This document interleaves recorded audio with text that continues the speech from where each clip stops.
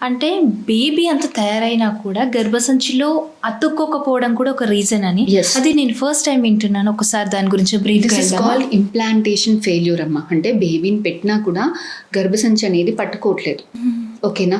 So ఇది చాలా rare. ఒక 100 మెంబర్స్ చూసుకుంటే ఒక 5-6 మెంబర్స్‌కే ఉంటుంది. Okay. ఓకేనా? సో ఇలాంటి వాళ్ళకి ఏం చేస్తాము అంటే అండ్ మనకి ఎలా తెలుస్తుంది? దానికి స్పెసిఫిక్ టెస్ట్లు అనేవి చాలా తక్కువగా ఉన్నాయి ఇంప్లాంటేషన్ ఫెయిల్యూర్స్‌కి. సో ఇదేంటంటే ఒక 4 మంచి క్వాలిటీ బేబీస్‌ని పెట్టినా, లేదంటే టెస్ట్ చేసిన బేబీస్‌ని పెట్టినా మీకు ఐవీఎఫ్‌లో సక్సెస్ రావట్లేదు అనంటే ఇలాంటి వాళ్ళకి గర్భసంచి అతికించుకోవడంలో ప్రాబ్లమ్స్ ఉంటాయి. సో ఇలాంటి వాళ్ళకి అంటే గర్భసంచిలో 5వ రోజు బేబీని 5వ రోజే పెడతాం జనరల్‌గా. ఇలాంటి వాళ్ళలో 4వ రోజు పెట్టాలా, 6వ రోజు పెట్టాలా అని టెస్ట్ చేసేదానికి ఎరా టెస్ట్ అంటారు. సో ఈ టెస్ట్ చేసి మనకి ఎగ్జాక్ట్‌గా ఏ టైంలో బేబీని పెడితే అతికేదానికి ఛాన్సెస్ ఎక్కువగా ఉంటుంది అన్నది ఆ టెస్ట్ మనకి ఇస్తది. సో ఆ టెస్ట్ రిపోర్ట్‌ని బట్టి ఎగ్జాక్ట్‌గా మీ బేబీని అదే టైంకి పెడితే అతికేదానికి స్కోప్స్ అనేవి ఎక్కువగా ఉంటాయి. This is one of the advanced IVF techniques అనమాట. ఓకే. అండ్ ఐవీఎఫ్ ద్వారా మనము బేబీని ఇంప్లాంట్ చేసినప్పుడు కానీ సో జర్నీస్‌కి గానీ ఎక్కడైనా వెళ్ళడానికి ఇబ్బంది అవుతది, వెళ్ళకూడదు ఇలాంటివి అంటుంటారు చాలా మంది కదా? అంటారు మా యూజువల్‌గా మనకి ఎంబ్రియో ట్రాన్స్ఫర్ చేశాక వాళ్ళ బెడ్ నుంచి తీసి దిగి టాయిలెట్‌కి వెళ్ళడానికి కూడా టెన్షన్ Yes. పడుతుంటారు. అలాంటిది ఏమీ ఉండదమ్మా. ఐవీఎఫ్‌లో బేబీని గర్భసంచిలో పెట్టినప్పుడు గర్భసంచి అనేది ఒక క్లోజ్డ్ క్యావిటీ. సో బేబీస్ మీరు లేసి దిగడం వల్ల, యూరిన్ వెళ్ళడం వల్ల, ఇంటికి వెళ్ళడం వల్ల, జర్నీస్ చేయడం వల్ల, మెట్లెక్కడం వల్ల బేబీస్ జారిపోవు. ఓకేనా? సో న్యాచురల్గా ప్రెగ్నెన్సీ వస్తే ఎలానో ఐవీఎఫ్ ద్వారా ప్రెగ్నెన్సీ వస్తే కూడా అలాగే. అదేమి అతికి ఇట్లా ఊడిపోవడం అలాంటిది ఏమీ ఉండదు. సో ఇలా బెడ్ రెస్ట్ ఒక స్టడీ ఉంది మనకి, బెడ్ రెస్ట్ తీసుకోవడం వల్ల సక్సెస్ రేట్స్ ఎక్కువ ఉంటాయా తక్కువ ఉంటాయా ఐవీఎఫ్ తర్వాత అని. సో ఆ స్టడీలో ఏం తెలియంది అంటే బెడ్ రెస్ట్ తీసుకునే వాళ్ళకన్నా తీసుకునే వాళ్ళకే సక్సెస్ రేట్స్ అనేవి ఎక్కువగా ఉన్నాయి. ఎందుకంటే మనం ఎప్పుడు బెడ్ రెస్ట్లో ఉన్నామంటే మన ధ్యాస అంతా అక్కడే ఉంటుంది, అతుకుతుందా ఏమవుతుంది ఏంటి అనేసి. సో అప్పుడు మనకి స్ట్రెస్ వల్ల కొంత రిజల్ట్స్ అనేవి తక్కువగా ఉంటాయి. ఓకే.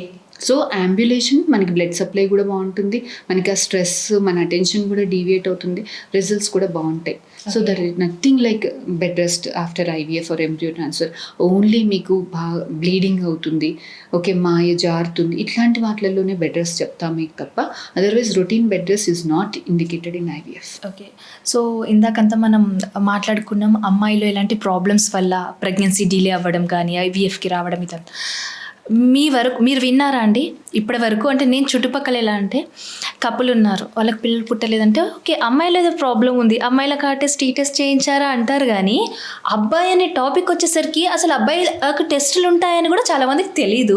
సో మీ వరకు వచ్చిన పేషెంట్స్లో ఎంతమంది అబ్బాయిలకు టెస్ట్ లేకుండా మీ వరకు వచ్చారు? ఇంత రికార్డు పెట్టుకుని అమ్మాయిలు తీసుకొని వస్తారు. ఎస్ మా, దిస్ ఇస్ నాట్ రేర్. చాలా మంది అమ్మాయిలే ట్రీట్మెంట్ అవుతారు, మా అబ్బాయిలది టెస్ట్ ఏంటి అంటే మా ఆయన అంతా బాగానే ఉంది అని అంటారు. చాలా మంది ఏమనుకుంటారు అంటే భార్య భర్త కలవడం బాగానే కలిసి ఉండడం వల్ల నాకేం ప్రాబ్లం లేదు అని అనుకుంటారు. కానీ కలిసి ఉండడం వేరు, సీమెన్లో స్పర్మ్స్ ఉండడం వేరు. ఇది 2 డిఫరెంట్ ఎంటిటీస్. సో ఇవాళ రేపు కొంత వాళ్ళకు కూడా ఈ అవేర్నెస్ అనేది వచ్చి కొంతమంది అందరూ ముందుకు వస్తున్నారు. అట్లీస్ట్ సీమెన్ స్పర్మ్ టెస్ట్ చెప్పినప్పుడు ఎస్ ముందుకు వచ్చి చేయించుకుంటున్నారు. సో అసలు అబ్బాయిలకి ఎలాంటి టెస్ట్లు ఉంటాయి డాక్టర్? జనరల్గా ఆడవాళ్ళకి బోలెడ్ లిస్ట్ ఆఫ్ టెస్ట్లు ఉంటాయి కదా. అబ్బాయిలకి చాలా ఒకటే సీమెన్ అనాలిసిస్ టెస్ట్ ఉంటుందమ్మా. సో స్పర్మ్ యూజువల్గా 3 days 2 to 7 days గ్యాప్ ఉన్నప్పుడు వచ్చి స్పర్మ్ మనకి సీమెన్ అనాలిసిస్కి ఇస్తే దాంట్లో మనము యూజువల్గా 4 డిఫరెంట్ పారామీటర్స్ చూస్తాము. ఒకటి వాల్యూమ్ ఎంత ఉంది, మినిమం 1.5 ml ఉండాలి. సో కౌంట్ ఎంత ఉంది, కదలికలు ఎంత ఉంది, క్వాలిటీ ఎలా ఉంది, షేప్ ఎలా ఉంది. సో కౌంట్ 15 కన్నా ఎక్కువ ఉండాలి, కదలికలు 35% కన్నా ఎక్కువ ఉండాలి. సో దిస్ ఈజ్ ఎగ్జామ్లో పాస్ మార్క్ అన్నట్టు. ఎగ్జామ్లో 35 మార్క్స్ అంటే పాస్ మార్క్ ఎట్లనో this is the minimum basic. దీనికన్నా ఎక్కువగా ఉంటే న్యాచురల్గా ప్రెగ్నెన్సీ వచ్చేదానికి ఛాన్సెస్ ఎక్కువగా ఉంటుంది. తక్కువగా ఉంటే అసలు ఎందుకు తక్కువగా ఉంది అన్నది ఎవాల్యుయేట్ చేసుకొని దానికి కొంత ట్రీట్మెంట్స్ ఇచ్చి చేసినప్పుడు మగవాళ్ళలో స్పర్మ్స్ అనేది డైలీ ప్రొడ్యూస్ అవుతుంది కదా. సో వీళ్ళల్లో ఏదైనా ప్రాబ్లం ఉంటే ఇనీషియల్గా మనం డిటెక్ట్ చేసి ట్రీట్మెంట్ ఇస్తే పెరిగేదానికి స్కోప్ అనేది చాలా ఎక్కువగా ఉంటుంది.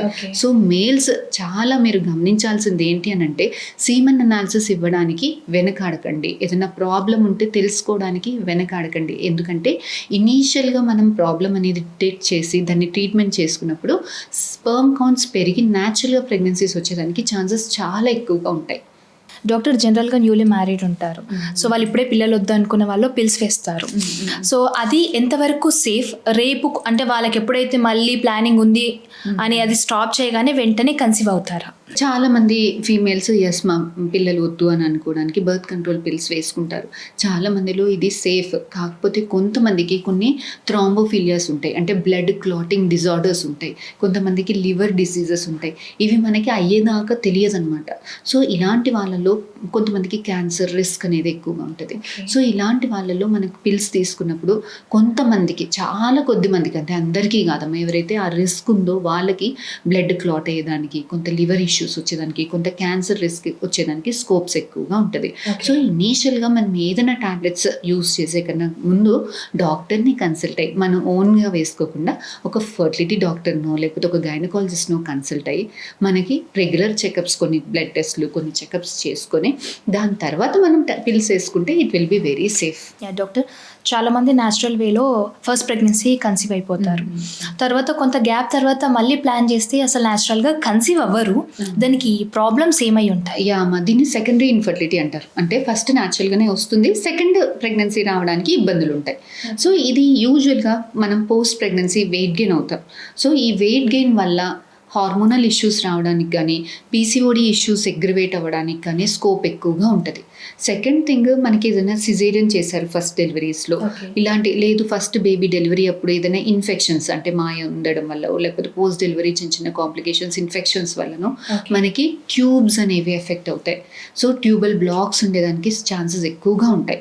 సో సెకండరీ ఇన్ఫర్టిలిటీ కాజెస్ ఏంటి అంటే ఇద్దరు వెయిట్ గెయిన్ వల్ల పీసీఓడి ఇష్యూస్ రావడం కానీ, లేదంటే ట్యూబ్స్ హస్బెండ్ వైఫ్ కలిసినప్పుడు, లేకపోతే డెలివరీ అప్పుడు కాంప్లికేషన్స్ వల్లను, సిజేరియన్ సెక్షన్ వల్లను ట్యూబల్ ఇష్యూస్ రావడం కానీ, లేదంటే కొంతమంది సెకండ్ బేబీని చాలా పోస్ట్పోన్ చేస్తారు. ఏజ్ ఇంతలోపు ఫీమేల్ ఏజ్, మేల్ ఏజ్ పెరుగుతుంది. So age related declining egg reserve కానీ, స్పర్మ్ క్వాలిటీ ఇష్యూస్ వల్ల కానీ, ఇలాంటి వాటి వల్ల మనకి ప్రెగ్నెన్సీస్ అనేది రాకుండా ఉండేదానికి స్కోప్స్ ఉంటాయి. సో తగ్గగా మనం ఎవాల్యుయేట్ చేసుకుని ట్రీట్మెంట్ చేసుకుంటే వీళ్ళల్లో స్ట్రెస్ ఉండదు. ఫస్ట్ టైం ప్రెగ్నెన్సీ అవ్వట్లేదు వాళ్ళలాగా వీళ్ళల్లో కొంత స్ట్రెస్ అనేది తక్కువగా ఉంటుంది, ఎందుకంటే they already have a baby. So ఇలాంటి వాళ్ళల్లో మనం ట్రీట్మెంట్ ఇస్తే న్యాచురల్గా వచ్చేదానికి, చిన్న చిన్న ట్రీట్మెంట్స్లో ప్రెగ్నెన్సీ వచ్చేదానికి స్కోప్స్ అనేవి ఎక్కువగా ఉంటాయి. ఓకే.